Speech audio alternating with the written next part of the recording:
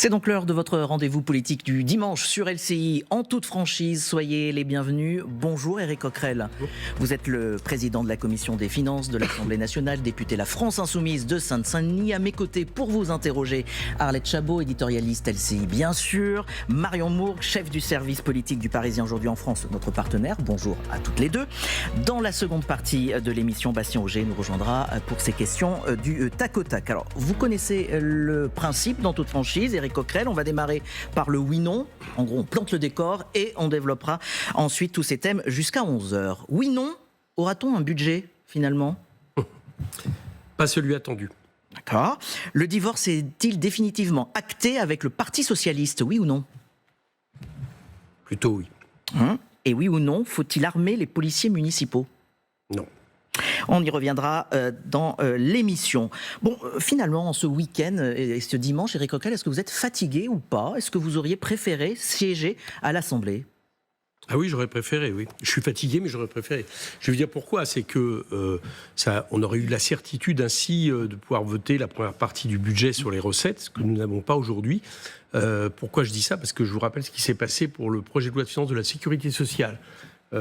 Pour que les Français comprennent, il y a une limite de durée possible d'examen du budget de manière totale, j'y reviendrai tout à l'heure, et en première lecture à l'Assemblée. C'est 50 jours pour le projet de loi de finances de la Sécurité sociale total, dont 20 jours en première lecture, 70 jours pour le projet de loi de l'État, dont 40 jours en première lecture.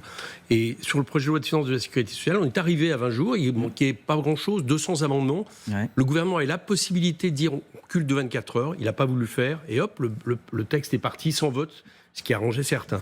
Et là, je crains que ça soit éventuellement la même chose. Donc, comme je ne suis pas du tout en sécurité sur ce que veut faire le gouvernement, j'aurais préféré qu'on siège. On va y venir. Juste, en tant que président de la Commission des finances, vous avez envoyé un courrier vendredi au gouvernement pour demander bien la possibilité de prolonger d'une journée l'examen de ce volet recettes du budget. Il reste en gros ces 1500 amendements, je crois, oui, à peu près. Vous avez eu une réponse ? Non, pas encore, j'espère. Vous avez raison, j'ai voulu prévenir plutôt que guérir. C'est-à-dire faire en sorte que ce qui nous est arrivé ne nous arrive pas. Avec le projet de loi de finances de la Sécurité sociale ne nous arrive pas sur le budget de l'État. Je sais que c'est compliqué, mais je vais essayer d'être pédagogique. Et donc, j'ai demandé au gouvernement qu'il nous assure que si on n'a pas fini dimanche à minuit, on va pouvoir poursuivre 24 heures l'examen des amendements. Je n'ai pas eu de retour. Arlette Chabot. Ça veut dire que le gouvernement, avec peut-être la complicité d'autres groupes parlementaires, essaye d'éviter le vote, stratégie d'évitement. Et pourtant, la ministre en charge des comptes publics dit aujourd'hui, il n'y a pas d'entourloupe. Oui, pour ça. Vous, c'est faux. Il y a une entourloupe dans le Parisien, on y reviendra. Ouais. Oui, non, j'ai aucune confiance. Je n'ai aucune confiance. Je vais vous dire pourquoi j'ai aucune confiance. Ouais. Parce que ce qu'il faut comprendre, c'est qu'on a démarré ce budget 2 semaines en retard par rapport à la loi organique. Et donc, du coup, on est très contraint par le temps. Ouais. Et si vous faites le fil entre les premières lectures à l'Assemblée, au Sénat, deuxième lecture Assemblée, deuxième lecture Sénat, troisième lecture Assemblée, en fait, on peut facilement exploser le temps imparti pour examiner le budget. Si on explose le temps, le gouvernement est tranquille, il peut faire quelque chose d'absolument antidémocratique, qui est le fait de décider des ordonnances qui appliquent le projet initial, sans qu'il y ait de vote. Alors là, c'est... À ce stade, le gouvernement dit qu'il n'emploiera pas... Enfin, le gouvernement dit... Oui. Mais moi, pour que j'ai confiance, il faudrait qu'on m'explique pourquoi, lors du projet de loi de finances de la Sécurité sociale dont je parlais tout à l'heure, le gouvernement a décidé d'arrêter à minuit le jour fatidique et ne pas prolonger alors qu'il en avait la possibilité. Donc, vous savez aussi que c'était une demande du Sénat d'avoir son temps. Non, oui, mais... Le temps du Sénat, j'entends bien, mais on n'était pas à une journée près et on aurait pu finir. Donc, à partir du moment où le gouvernement ne nous répond même pas, il ne nous a même pas répondu ce jour-là. C'est-à-dire que tout d'un coup, le ministre est arrivé à minuit en disant « on arrête ». Bon. Donc, vous me permettrez de douter de tout ce que me dit le gouvernement par rapport à cette histoire. Moi, je continue à considérer qu'il a plusieurs ceintures de sécurité. Il y en a une très solide, c'est ses ordonnances.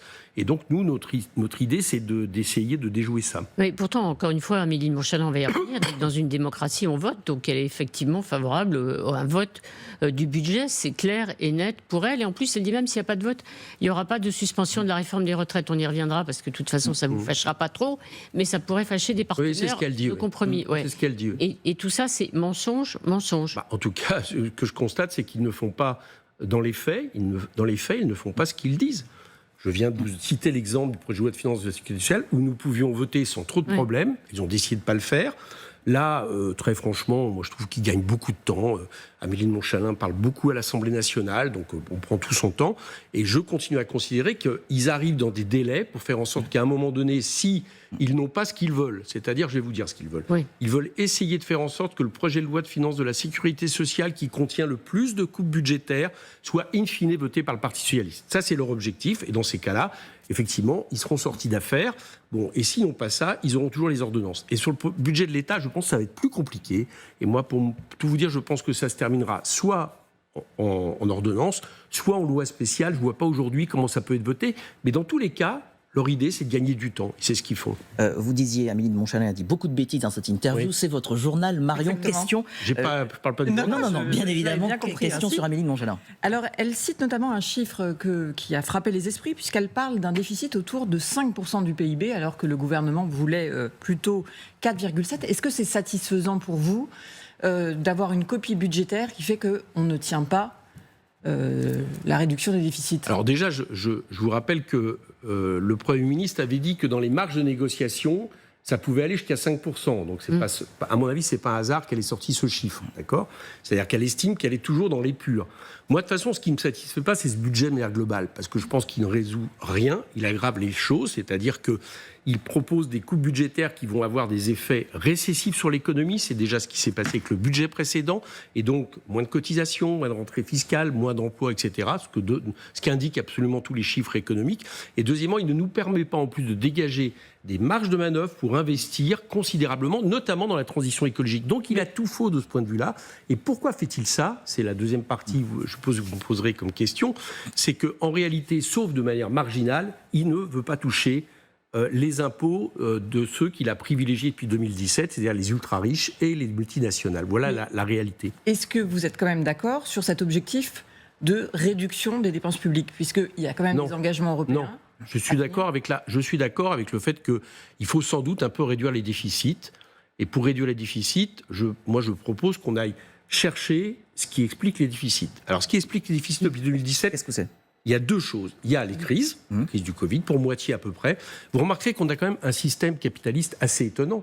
C'est que quand il y a des crises, ce qui explique la plupart des gonflements de déficit depuis les années 70, à chaque fois, eh bien, quand il y a des crises, comme il ne s'en sort pas tout seul, il compte sur l'État pour pallier. Mais il y a les crises. Et pour autre moitié, c'est les recettes en moins. Figurez-vous que si on n'avait pas diminué les recettes depuis 2017, aujourd'hui, au lieu d'être à 115% du PIB en termes de dette, on serait à 100%. C'est les recettes principalement, parce que les dépenses publiques n'ont pas augmenté, elles ont même légèrement baissé par rapport au PIB. C'est principalement les recettes qu'on a retirées à l'État, et on les a retirées, c'est là où je le dis, vis-à-vis principalement des revenus du capital, avec des effets économiques nuls. Aujourd'hui, la situation est très mauvaise, industrie, productivité, taux de pauvreté, etc. On pourrait aligner absolument tout. Et par contre, il manque de l'argent à l'État, justement pour les déficits, mais aussi pour investir et pour relancer la mécanique et l'économie. Donc, moi je veux bien qu'on réduise le déficit, mais la question c'est comment. Et par les dépenses publiques, je pense que c'est un non-sens économique et en plus ça produit beaucoup d'injustice. Alors vous le disiez, ce budget ne vous satisfait pas, mais j'ai l'impression qu'il ne plaît pas finalement à grand monde. La ministre Amélie de Montchalin dit toujours c'est illisible, c'est insécurisant, on a des taxes à gogo, à tout va, ici ou là. Ça tourne pas un peu au n'importe quoi? Et ce qui est n'importe quoi, c'est le fait qu'on se retrouve avec des gens qui nous donnent des leçons, alors qu'ils sont minoritaires depuis un an dans le pays. J'allais dire de tous bords politiques, non, je vous réponds, attendez, ne me faites pas la réponse. Ce qui est n'importe quoi, c'est ça au départ. Parce que là, j'ai lu son interview dans le livre, c'est d'un manque d'humilité totale, de donneur de leçons, d'accord ? Alors que Amélie de Montchalin elle-même, je vous rappelle, a perdu aux élections législatives, et que son camp a perdu son programme perdu, et qu'elle prétend en faire finalement la base de référence au nom duquel elle décide que les uns font n'importe quoi, etc. Enfin, tout ça est un manque d'humilité, surtout vu les résultats économiques. Leurs résultats économiques sont catastrophiques. Qu'est-ce qu'ils viennent nous donner des leçons ? Le déficit, qui était leur objectif premier, il a explosé. D'accord, pour les raisons que j'ai expliquées. Je vous l'ai dit, l'industrie, par exemple, est passée en dessous de 10% du PIB pour la première fois cette année sous la Ve République. Et ces gens-là nous donnent des leçons et de manière caricaturale. Non, mais tout le monde voulait parler de la dette à un moment donné sous François Bayrou. On a l'impression qu'aujourd'hui, c'est totalement oublié avec une multiplication ici ou là Monsieur Bayrou parlait beaucoup de la dette, au point d'ailleurs de faire tellement du catastrophisme qu'il a fini par affoler les marchés. Donc c'était contre-productif. Il ne faut pas l'oublier, la dette quand même. Non, mais on va en parler là, si vous voulez. On va en parler. Mais je reviens à votre question initiale. Ce qui est n'importe quoi, et ce qui se traduit à l'Assemblée, c'est qu'on a un gouvernement qui a été battu, et ils veulent imposer un budget comme s'il n'avait pas été battu, comme s'ils avaient une majorité à l'Assemblée. Mais ça marche pas. C'est-à-dire qu'en fait, ils veulent continuer leur politique, et donc elle s'étonne que les gens ne votent pas, n'applaudissent pas une politique qui est échouée. Bon, voilà ce qui arrive. Donc le n'importe quoi au départ, c'est le fait d'avoir voulu maintenir coûte que coûte le camp des perdants, sur une politique de perdants qui fait mal à la France, et qui en plus de ça, j'allais dire, utilise tous les outils antidémocratiques de la Ve République pour continuer à poser ça. C'est la raison pour laquelle il fallait censurer. On nous a dit, vous vouliez censurer Monsieur Le Cornu, mais bien sûr qu'il fallait le censurer. Pourquoi ? Parce qu'il aurait fallu revenir très vite aux élections pour que le peuple tranche et qu'on revienne à une période de stabilité politique. Moi, j'espère que c'est notre politique qui aurait été majoritaire, mais en tout cas, ça aurait été mieux, quoi qu'il en soit, que la situation que nous connaissons aujourd'hui. Mais la censure, là, vous l'annoncez, parce qu'on était entre les voies de sortie, entre guillemets, du gouvernement, c'est loi spéciale, ordonnance, par exemple. Recours aux ordonnances, pour vous, c'est automatiquement dépôt d'une motion de censure. Oui, bien sûr. Voire même avant. Oui, avant. Avant. Oui, parce que si vous la faites après, j'ai cru comprendre que les socialistes voulaient peut-être la faire après. Mais alors, je vous dis, ça sert à rien. Si vous la faites après, les ordonnances sont passées. Donc, le budget initial est passé. Très sincèrement, moi, si je suis M. Macron, à ce moment-là, que je pense qu'il ne veut pas de dissolution, je renomme un autre gouvernement et puis après, on gère les affaires courantes pendant 1 an. Donc, c'est avant qu'il faudra le faire. C'est-à-dire, si on sent... À quel moment vous avez... Fin novembre, mi-décembre, si on sent qu'ils vont vers les ordonnances, nous, en tout cas, on déposera une censure, puis on verra bien ceux qui la suivent. Oui, je croyais que vous vouliez la déposer que si vous étiez sûr vous aviez la certitude que les socialistes la voteraient, mais non. Ah non, de toute façon, vous la déposerez. On la déposera, parce que si à un moment donné, c'est la seule façon d'arrêter une course vers les ordonnances, bien évidemment, on prendra nos responsabilités. Marion.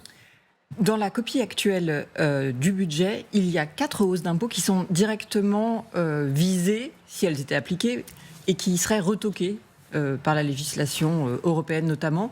Est-ce que c'est satisfaisant, puisque vous dites vous-même que ce budget n'est pas celui que vous aimeriez, mais vous avez créé des impôts qui seraient retoqués?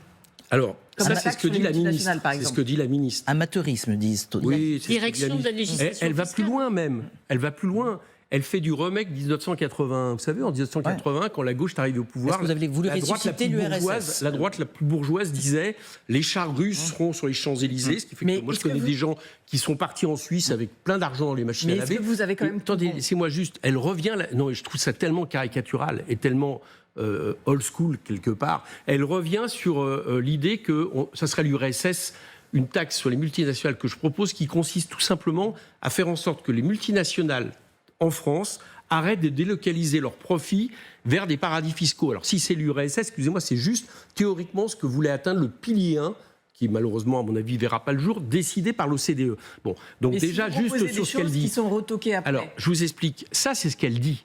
D'accord. Et moi, ce qui me rend un peu furieux dans cette histoire, c'est qu'avant d'avoir sorti des notes qu'elle a demandées à ses services, qui sont d'ailleurs plus prudentes que ce qu'elle dit, parce qu'elle dit c'est retoqué. Moi, je regarde les termes. Hein.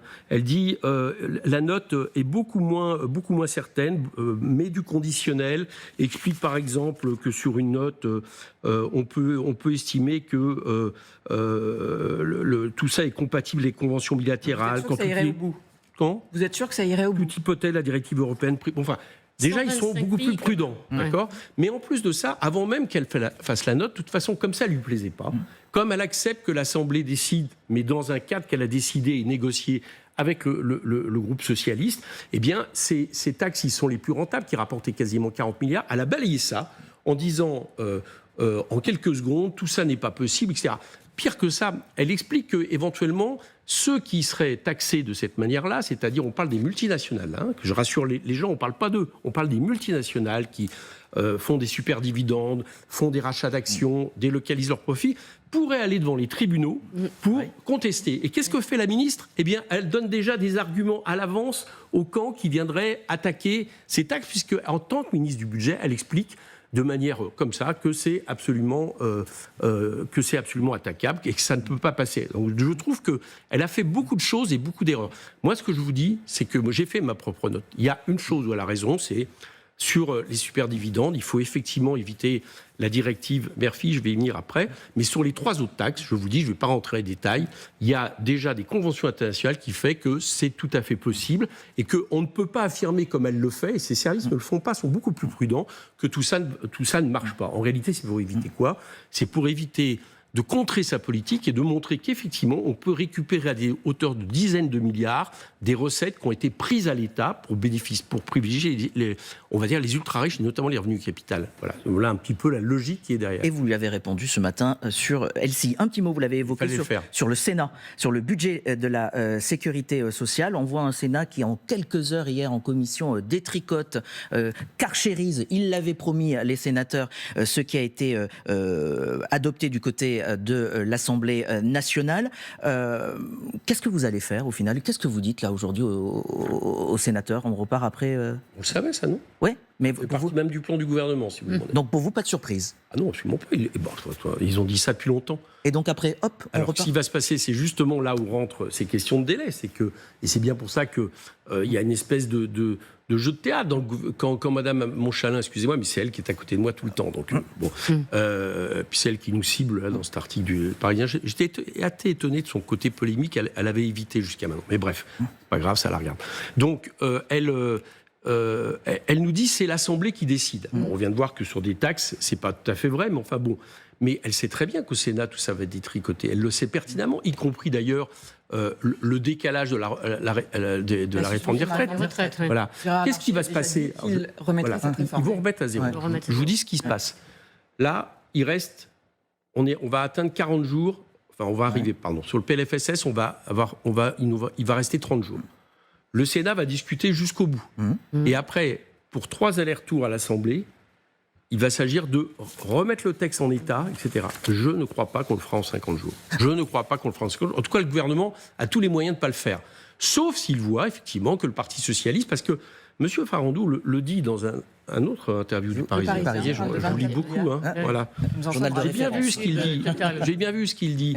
On lui dit, mais bon, quand ça va revenir du Sénat, qu'est-ce qui va se passer ? Et il dit, à ce moment-là, il faudra peut-être, en gros, il faudra retrouver d'autres compromis. Ça reste au Parti socialiste. Autrement dit, ils espèrent que finalement, sur une copie beaucoup moins disante, ils arriveront à nouveau à un compromis avec le groupe socialiste qui finira par avaler son parapluie et le chapeau avec pour accepter tout ça. Voilà, à mon avis, leur objectif. Et sinon, ils ont les ordonnances. On marque une petite pause dans quelques minutes. Juste avant, vous ne dites pas à un moment donné, on a raté le coche. Tiens, cette suspension des réformes des retraites, on aurait dû la voter. Si c'était une suspension, oui. Mais comme c'est un décalage, c'est drôle, vous utilisez l'expression d'Emmanuel Macron.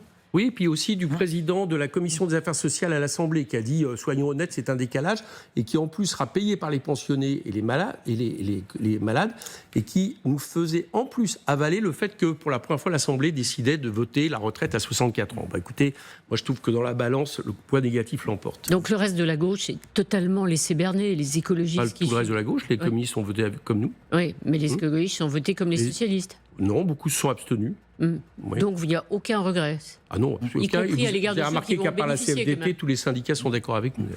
Eh ben voilà, la réponse est donnée. Merci Éric Coquerel. Vous restez bien sûr avec nous. On marque une légère pause. On va revenir et on parlera des municipales. Tiens, et de l'enjeu de la sécurité. À tout de suite dans Toute franchise. On va en venir aux municipales. C'est dans 4 mois, ça approche. Et un des principaux enjeux, un élément déterminant du vote, ce sera la sécurité. Nous disent beaucoup d'instituts de sondage. Alors sécurité et lutte contre le trafic de drogue. On va y revenir. Tout d'abord, je vous posais en début d'émission cette question, à savoir s'il fallait armer ou pas les policiers municipaux. Ça animera le débat de ce scrutin des municipales. Vous m'avez dit non. Pourquoi ne pas renforcer les pouvoirs de la police municipale ? Mais parce que moi, je suis pour que tous les Français aient le droit à la même sécurité, quel que soit l'endroit où ils habitent sur le territoire. Bien. C'est pour ça que je suis pour une police nationale. Bien. Et la police nationale, à mon avis, c'est à elle que revient j'allais dire, l'aspect, entre guillemets, ça ne devrait pas être que ça, l'aspect répressif, et qui doit donc du coup avoir les moyens, enfin selon les policiers, pour faire face à telle ou telle délinquance ou banditisme ou ce qu'on veut. La police municipale, on voit bien le problème, c'est que selon les moyens des villes, selon aussi, pourquoi pas, les choix des villes, de mettre plus d'argent dans la police, plus d'argent dans les éducateurs, plus d'argent dans la culture, dans l'éducation, ce que vous voulez, tout le monde n'est pas égal déjà. Donc ça me pose un premier problème. Deuxièmement, parce que en fait, ce qui s'est passé, c'est qu'en 2005, vous vous rappelez, Nicolas Sarkozy a supprimé la police de proximité. Qu'est-ce qu'était la police de proximité ? C'est une police qui est dans les quartiers, des îlotiers, et qui a d'abord un contact de prévention. Et puis si jamais il y a un problème, quelque part, on appelait en général des forces plus spécialisées. Donc il l'a supprimé. Vraiment gros problème à tout niveau, on y reviendra peut-être après. J'ai quand même l'impression qu'à partir du moment où il y a une police municipale qui est en train de se généraliser, elle devrait remplir ce rôle-là, et non pas de dupliquer ce que fait déjà la police nationale. Certains en sont revenus, le maire de Bordeaux, Pierre Urmic, par exemple, maire écologiste. Je peux terminer ? Oui. Oui, c'est pas parce qu'il est écologiste que je vais lui donner raison. Non. Je pense que c'est ça le rôle que devraient avoir des policiers, c'est-à-dire que, et on le voit, moi je vois dans les villes de ma circonscription Seine-Saint-Denis, les citoyens, ils demandent d'avoir des policiers, non pas dans un commissariat qui arrive de temps en temps avec des voitures, avec des gyrophares, etc., super armés, mais ils demandent d'avoir des policiers qui sont dans leur quartier, qui connaissent les gens, qui peuvent justement avoir un rôle de prévention. Or maintenant, la police municipale, elle duplique de plus en plus la police nationale, c'est-à-dire on les retrouve avec le même genre d'armes, etc., avec le même genre d'intervention. Je trouve que c'est une erreur. Donc tant qu'à faire d'avoir une police municipale, au moins qu'elle remplisse ce rôle fondamental de police de proximité et qu'elle laisse à la police nationale, qui doit du coup avoir les moyens pour se faire partout sur le territoire, l'aspect, j'allais dire, plus proprement répressif, plus proprement d'intervention, et en plus, en général, elle n'est pas formée pour ça. Oui, sauf que des policiers municipaux peuvent se trouver confrontés à des violences cibles, et là, ils sont sans défense. Oui, mais oui, bien sûr. Mais à un moment donné, de toute façon, vous savez, c'est l'affaire, vous vous souvenez quand il y avait eu à Dijon un déchaînement de violence, c'était il y a quelques années. Et il y avait des policiers qui étaient là armés. Puis il y avait un tel déchaînement de violence que, de toute façon, quand vous êtes armé, pas formé forcément, pas en nombre, c'est pas ça qui vous permet. Quelqu'un, on lui donne une formation. Oui. Mais donc, du coup, de toute façon, moi je l'assume. Regardez les Anglais. Regardez plein de pays européens. Ils n'ont pas, à tous les étages, des polices super armées. Ils ont des polices spécialisées qui ont les armements adéquats avec leur forme d'intervention. Et encore une fois, l'idée n'est pas de désarmer toute la police, comme des fois on nous accuse, c'est absolument pas la question. Mais il y a une forme de police, et du coup, j'allais dire, le rapport aussi avec la population n'est pas le même, y compris dans l'escalade qu'il peut y avoir en termes de violence, qui ne doit pas servir à ça. Donc je l'assume, voilà, je le dis. Oui, de toute façon, maintenant il y a la police municipale partout. Donc déjà, il y avait une réflexion à avoir avant, parce que le débat avant c'était police municipale ou pas. Maintenant c'est police municipale qui fait la même chose que police nationale, parce que derrière c'est ça le débat, ou pas. Bon, moi je trouve que la police municipale, je vois à Saint-Ouen, certainement, elle arrive, c'est pas les policiers que je mets en question, elle arrive avec exactement comme de la police nationale, dans des endroits où ça se passe bien, etc. Je ne suis pas d'accord avec ça. Je pense que c'est pas bon. Je préfère donc une police municipale, que ce soit une police de proximité, et à la police nationale d'assurer le caractère plus proprement répressif. À Marseille, le frère du militant écologiste Amine Kessassi, qui est engagé, lui, dans la lutte contre le narcotrafic, a été assassiné. C'est un nouveau cap franchi par les gangs. Et en fait, on se dit, tiens, les villes, les communes, les maires vont être de plus en plus confrontés à un travail peut-être que l'État ne fait pas ou n'arrive pas à faire. Alors déjà, je vous l'ai dit, Mehdi Kessassi donc a été assassiné. C'est le deuxième frère d'Amine Kessassi, qui est un militant écologiste. Alors déjà, je voulais lui dire toute ma solidarité et vraiment toute mon émotion. Vous avez raison, ce qui s'est passé à Marseille, on sait qu'il y a des dizaines de morts. Alors, il faut vérifier. Pour l'instant, la justice n'a pas encore totalement tranché. On attend le travail de la justice. Mais est-ce que vous pensez réellement que c'est une municipalité qui peut faire face à ça ? Est-ce que vous pensez réellement que c'est une municipalité qui peut faire face au grand banditisme axé sur le trafic de drogue ? Moi, je ne crois pas. Non, mais aujourd'hui, les maires se retrouvent confrontés à ça. Oui, mais d'accord, elle se retrouve confrontée. Mais justement, là, on touche bien le problème. C'est-à-dire que si on commence à laisser penser que les villes doivent finalement commencer à assumer le rôle de l'État, alors dans plein de domaines, on le fait maintenant, on nous parle dans l'éducation, on nous parle dans la culture, les villes devraient pallier au fait qu'il y a un désengagement de l'État.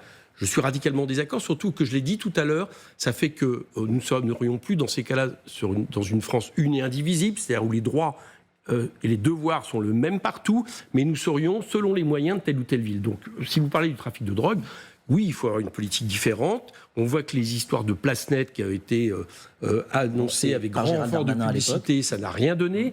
Donc, il faut avoir une politique de prévention, il faut avoir une politique qui baisse la consommation des stupéfiants, qui passe par de la prévention sur les addictions, mais aussi, je l'assume, de légalisation du cannabis. Du cannabis. Oui, parce que si vous voulez, on est comme pour aller vite, je vais vous faire on est comme la prohibition de l'alcool aux États-Unis qui a vu développer la mafia. D'accord ? C'est-à-dire que vous avez un produit que les gens consomment et ils n'arrêteront pas de consommer. On peut avoir des politiques de santé pour prévenir, pour qu'ils en consomment moins. Et d'ailleurs, elles sont plus possibles quand c'est légalisé. Mais ce produit-là, si vous le laissez au trafic, alors qu'on sait qu'on n'arrivera pas à en finir avec la consommation de manière totale, eh bien, inévitablement, ça produit ça. Donc, je suis pour la légalisation du cannabis sous contrôle de l'État, avec une politique de santé. Je pense que les Portugais ont une bonne politique à avoir de dépénalisation de l'usage. Et c'est le ministère de la Santé qui intervient parce qu'on considère que c'est un problème de santé. Et puis, à côté de ça, je suis pour une politique de prévention vis-à-vis notamment... Vous avez vu qu'il y a de plus en plus de jeunes. Moi, je le vois. Donc, il faut une politique scolaire au niveau de sortie, enfin, toutes les politiques par rapport à ça. Et puis enfin, il faut mettre le paquet sur les EPJ, sur les douanes, sur tout ce qui permet de remonter les trafics pour faire face. Les EPJ, l'année dernière, ils ont baissé de 5000 EPJ dans la police. Voilà. Tout ça, vous voyez bien que c'est l'État qui peut le faire, c'est pas les villes. Arlette Chabot, la gauche, les municipales. Voilà, la gauche, les municipales testent pour l'union. C'est plutôt la désunion, quand on vous a entendu répondre tout à l'heure à cette question de la rupture quasi. Vous m'avez dit oui ou non, hein ? Oui, mais c'était assez tranché. C'était assez tranché. Bon, alors, oui, d'accord, mais vous me dites oui ou non. Je participe, on va en parler. C'est plutôt oui que non. On a bien compris. Au premier tour, oui, ça me semble. Voilà, premier tour. Bon, donc on vous prête évidemment les Insoumis, la volonté de récupérer, de prendre des mairies aux socialistes. Alors là, on s'aperçoit que la maire de Nantes, Johanna Roland, a réussi à conclure un accord avec toute la gauche, y compris les régionalistes, les Verts, les communistes, les socialistes, bien sûr, puisqu'elle est socialiste, sans les Insoumis. Votre stratégie, elle est déjà en échec ? Alors, plusieurs choses. Déjà, je vous ferai remarquer que avant nous, vous m'avez posé la question vis-à-vis des socialistes. Oui. Mais les socialistes ont déjà répondu à ces questions, la plupart du temps. C'est eux qui ont commencé à dire que maintenant ils ne voulaient plus d'alliance avec France Insoumise. C'est eux qui, à Paris, sont même au deuxième tour contre toute alliance, même si ça leur fait perdre la mairie de Paris. Donc déjà, j'aimerais qu'on n'inverse pas les choses. Pourquoi ils l'ont fait ? Parce qu'ils avaient décidé, et on le voit bien dans leurs négociations avec le gouvernement, d'abandonner le programme sur lequel nous avons été élus et de revenir, on va dire, à un programme qui était celui du PS des années Hollande, quoi, d'accompagnement, etc. Donc déjà, n'inversons pas les choses. Ceux qui ont rompu, le nouveau Front populaire, et qu'on exclut toute alliance avec les LFI, c'est les socialistes. Bon. Alors ensuite, par rapport à ça, je ne vais pas vous répondre cas par cas de vie. Mais c'est vrai que nous, ce qui nous conduit dans ces élections, c'est de proposer des majorités qui s'appuient sur des programmes de rupture, de radicalité concrète, sur les services publics, sur le logement, sur ce qui est de prérogative des municipalités. Et pour ça, ça nous conduit à nous affronter parfois des municipalités sortantes, parfois socialistes. Je le vois, par exemple, moi, à pleine commune, on va être contre les municipalités socialistes qu'on estime qu'ils ne font pas une politique de gauche pour aller vite, mais d'autres fois à la droite aussi. À Toulouse, ça sera le cas, par exemple. Donc, nous, on regarde plutôt le programme qui a été suivi. Si on pense que c'est une municipalité qui n'a pas appliqué un programme satisfaisant, oui, il y aura des listes. Et puis, à certains moments, il y aura des listes, y compris, il y aura des forces qui viendront avec nous aussi. Je vous le signale dans quelques vies. Ça ne veut pas dire faire la peau des socialistes, pour dire les choses de façon un peu... C'est pas faire la peau des socialistes, avoir la peau des socialistes et des maires sortants. C'est d'essayer de se mettre en... Écoutez, on est la principale force de gauche. Alors, en 2020, on avait effectivement essayé de proposer des listes citoyennes. Et puis, pour tout vous dire, on avait un peu fait... En réalité, l'impasse sur les municipales, de toute façon, les citoyens avaient fait l'impasse aussi avec le Covid, il y a eu très peu d'électeurs. Là, cette fois-ci, ce n'est pas le cas. C'est-à-dire, on veut pouvoir faire en sorte d'appliquer nos programmes dans le maximum de villes. Donc, on se met en disposition pour le faire, et d'après les sondages, c'est pas si mal. Et si on arrive en tête au premier tour, on fera des propositions, nous, aux autres partenaires éventuels de gauche, mais sur un programme de rupture. On verra bien qui viendra. Les partenaires de gauche se sont réunis hier à Trappes pour parler de la primaire, puisqu'évidemment, il y a la présidentielle qui arrive. Vous êtes à côté, c'est-à-dire que vous refusez déjà une primaire. Est-ce que ce n'est pas abandonner toute chance de l'emporter avec l'Union dès le premier tour? Alors là, sur la primaire, non, c'est l'inverse. La primaire est une machine à perdre. Vous en êtes convaincu dès le Ah départ? oui. Est-ce qu'elle n'a pas réussi aussi à... Elle a réussi à personne et jusqu'à à créer maintenant. une Parce qu'à chaque fois, ce qui se passe, pour bien comprendre sur la primaire, c'est qu'à chaque fois, ce qui passe, c'est que quand vous avez une primaire assez large, parce que c'était leur idée de départ, là maintenant, ils ont l'air de dire, on va faire une petite primaire, d'accord, de ceux qui ne sont ni les filles, ni du côté, on va dire, social-libéral, avec M. Glucksmann, qui a déjà dit qu'il partirait. Bien, donc on va faire une petite primaire. Bon. Mais la primaire, en général, théoriquement, c'est pour avoir un candidat de gauche. Déjà, et à partir de là, d'avoir déjà un candidat de gauche qui contracte des programmes très différents, on vient d'en parler. Donc déjà, ça me semble impossible. Qu'est-ce qui se passe? Eh ben, le candidat qui ne se reconnaît pas en général dans celui qui a été élu, ça s'était passé avec Benoît Hamon, si vous vous souvenez bien, eh ben, qu'est-ce qu'il fait?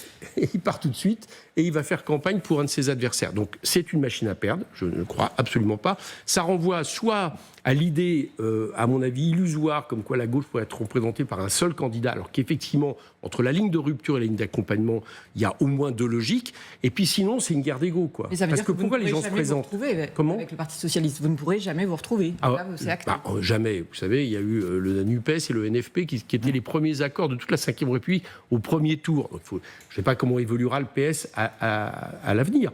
Moi, j'étais content que le PS revienne à gauche. Vraiment, je vous le dis. Ce qui est en train de se passer ne me plaît absolument pas. Je suis un président de la Commission des Finances élu avec les voix du NFP. Ça ne me plaît absolument pas de voir que le PS repart en négociation sur des bases minimalistes avec le gouvernement. Ça ne me satisfait pas. Mais je l'observe. Et à partir de là, les électeurs... écoutez, de toute façon, les électeurs, ils nous parlent. Hein. Ils nous disent, écoutez, là, le PS, c'est bon, quoi. Ça suffit. Donc, au premier tour, je vous dis, dans les élections à venir... c'est clair, jusqu'au présidentiel, il y aura un candidat LFI qui va assumer le programme de rupture. Et ceux qui veulent venir avec nous, assumer ce programme de rupture, avec un candidat de la principale formation de cette coalition de rupture, ce qui a toujours été le cas dans toute élection présidentielle, ils sont les bienvenus, je le répète, y compris à certains qui étaient hier à la primaire de la gauche. Vous parliez de candidat LFI. Jean-Luc Mélenchon lui sera en meeting cet après-midi. Arlette. Alors, vous disiez jusqu'à la prochaine élection présidentielle. On a remarqué que du côté de la France insoumise, on ne parlait plus, on n'évoquait plus la démission du président de la République. Est-ce que vous vous dites, alors juste petite précision, est-ce que vous vous dites que Sébastien Lecornu finalement est habile, donc il va échapper avec le compromis avec le Parti Socialiste, il va continuer tranquillement à conduire le gouvernement, il y a les municipales, on en parle, et puis finalement Emmanuel Macron, c'est plus nécessaire de demander sa démission. Donc vous avez renoncé? Écoutez, déjà une première chose, on avait nous mis un outil sur la table. Ouais, ça n'a pas marché. J'observe que ça n'a pas marché parce que notamment le Rassemblement national a décidé de ne pas le voter lors de la réunion de bureau qui aurait permis que de l'Assemblée nationale qui aurait permis que ça se discute dans l'Assemblée nationale. Deuxième chose, alors la démission elle-même seule du président de l'État. Bon, manifestement, c'est pas là-dessus qu'il va. C'est ce que j'observe. Vous êtes résigné. Donc aujourd'hui, nous, je vous le dis, si nous parvenons à faire en sorte de nous opposer au budget, on remettra ça sur la table. Et je remarque quand même qu'à droite, il y a beaucoup de gens, y compris à droite, qui sont pour ça. On le remettra sur la table. Mais aujourd'hui, ce qui me paraît le plus probable, et moi je regarde un peu l'analyse, c'est le fait que ça aille jusqu'en 2027. Aujourd'hui. Voilà. Maintenant, croyez-moi, si on voit qu'il y a l'occasion, on va s'en emparer. Mais aujourd'hui, c'est ça, et du coup, ça me fait parler de la présidentielle 2027, dont je crois d'ailleurs qu'elle démarre maintenant dans le débat budgétaire que nous avons.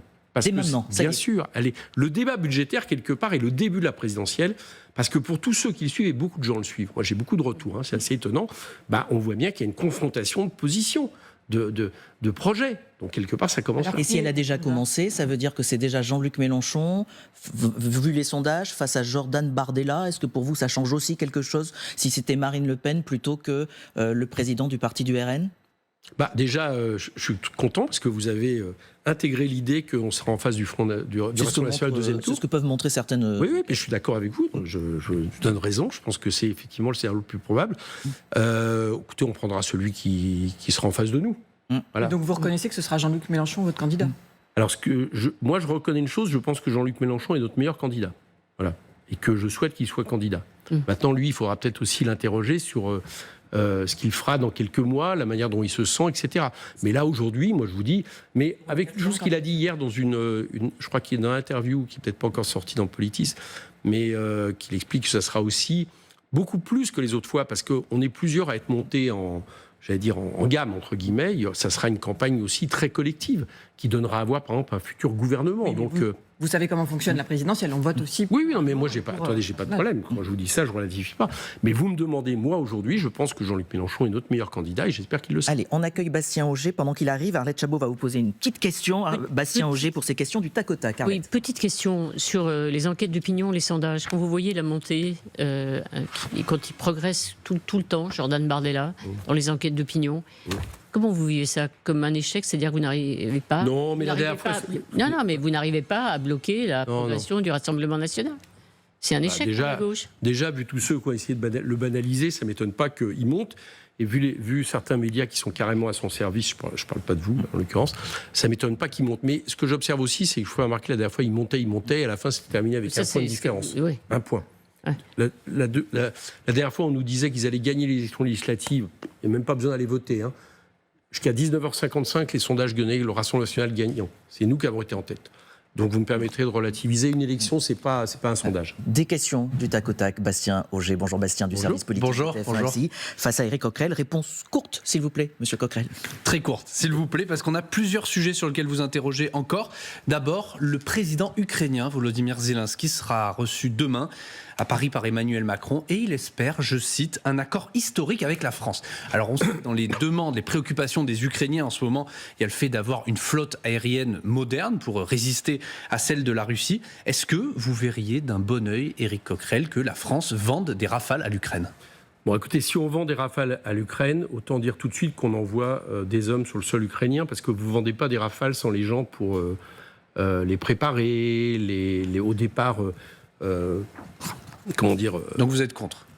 Je suis plutôt contre, oui. Je pense qu'il faut faire attention à l'escalade. J'étais pour qu'on vende des armes défensives à l'Ukraine, je le reste, pour que les Ukrainiens puissent se défendre. Maintenant, mettre quelque part une pièce de plus dans la machine sur une escalade militaire, je suis dubitatif. Et comme vous le savez, comme je suis contre le fait que la France envoie une quelconque troupe hors cadre de l'ONU, ça serait autre chose. On a toujours défendu ça. Là, on parle juste de vendre des armes, pas forcément de mettre des hommes. Je vous dis, si on envoie des Rafales, on envoie des hommes. Ça me semble évident. Donc vous prenez toujours la diplomatie entre guillemets, sachant qu'on voit que Donald Trump a essayé et que c'est compliqué. Plus que jamais, oui, mais quelle autre solution vous voyez? Une guerre généralisée? Très bien, votre réponse est claire. Deuxième question, j'aimerais votre sentiment sur une image très forte cette semaine. On va la voir derrière nous, je pense. Alors non, ça c'est pour après. Mahmoud Abbas. Voilà, il est là. On va y revenir. Le leader palestinien Mahmoud Abbas reçu cette semaine par Emmanuel Macron. C'était mardi, pour la première fois reçu comme chef d'État, puisque depuis que la France a reconnu la Palestine. Est-ce qu'elle vous a rendu fier, vous, de cette image ? Fier, je ne sais pas, mais c'est positif. Le seul problème que j'ai, si vous voulez, c'est que d'un côté, il y a cette image positive, je répète. Il y a la promesse aussi d'Emmanuel Macron d'ouvrir une ambassade, si j'ai bien compris, en Palestine le plus vite possible. Mais d'un autre côté, depuis le cessez-le-feu, entre guillemets, il y a eu 250 morts à Gaza et la colonisation poursuit en Cisjordanie. Donc je crois que la France devrait aussi prendre des décisions plus radicales, notamment de boycott économique d'Israël. Oui, ça on connaît votre position là-dessus. Voilà, mais vous savez pourquoi je vous pose la question? Parce que certains, chez vous, Manon Aubry notamment, ont critiqué Mahmoud Abbas en disant qu'il vient rendre des comptes à la France et ça n'a pas plu aux Palestiniens. Elle n'a pas critiqué Mahmoud Abbas. Elle était en Cisjordanie, d'ailleurs, avec une menace d'expulsion d'Israël, ce qui en dit long sur la démocratie israélienne. Et en gros, elle défendait finalement la même idée que ce que je viens de vous dire. Ouais. C'est-à-dire que ça ne peut suffire. Voilà, il n'y avait pas de critique de Mahmoud Abbas. Et en tout cas, je ne le critiquerai pas. Pour terminer cette interview, il ne reste pas beaucoup de temps. La libération de Boualem Sansal, 81 ans, gracié par l'Algérie. La fille de l'écrivain franco-algérien dit « Le gouvernement n'a rien fait ». Certains disent aujourd'hui, les insoumis qui se réjouissent ont bon dos, puisqu'ils n'ont pas voté, par exemple, de proposition de résolution appelant sa libération immédiate. Vous dites quoi aujourd'hui? Écoutez, déjà, vous réjouissez de sa libération? Bien sûr. On l'a fait tout de suite, je me réjouis de sa libération, tout comme je me réjouis de la libération. J'ai vu Camilo Castro était libéré. Notre sortissant français au Venezuela. On a eu Cécile Collère et Jacques Paris il y a quelques temps, même si malheureusement il reste pour l'instant en Iran. Bien sûr, je m'en satisfais. Écoutez, moi ce que j'observe en tout cas, c'est que tous ceux qui utilisaient, entre guillemets, l'emprisonnement scandaleuse de Boualem Sansal pour tendre les relations avec l'Algérie, pour un rapport de force finalement, ont montré leur incapacité à faire libérer Boualem Sansal. Et que j'espère que ça va permettre d'avoir à nouveau des rapports normaux avec l'Algérie et non pas des rapports néocolonialistes ou qui se fleurent qui est pour certains une certaine nostalgie de l'Algérie française. Parce que c'est un peu ça, monsieur Retailleau, par exemple. Bon, donc voilà, j'espère que ça va permettre d'ouvrir des nouvelles relations avec l'Algérie qui sont indispensables pour la France, vu le nombre de concitoyens qui partagent les deux nationalités, vu les relations de l'autre côté de la Méditerranée importantes. Voilà ce que j'espère. Et la libération de Christophe Glaise. Et je rappelle justement que le journaliste Christophe Glaise est toujours Christophe Glaise qu'il faut absolument... Algérie. Voilà, on l'oublie trop souvent. Il est jugé en appel. C'est incroyable que Christophe Glaise soit en Algérie emprisonné, alors qu'il a été fait un reportage. On devrait aussi en parler beaucoup plus souvent. Et c'est fait ce matin sur LCI. Merci beaucoup, Éric Coquerel, d'avoir été notre invité. En toute franchise, revient bien évidemment le week-end prochain à 10h. Ne manquez pas ce soir, 18h, Dominique de Villepin, l'invité de Darius Rochebin. Dans un instant, Anne-Chloé Beauté, ses vérificateurs. Bon dimanche.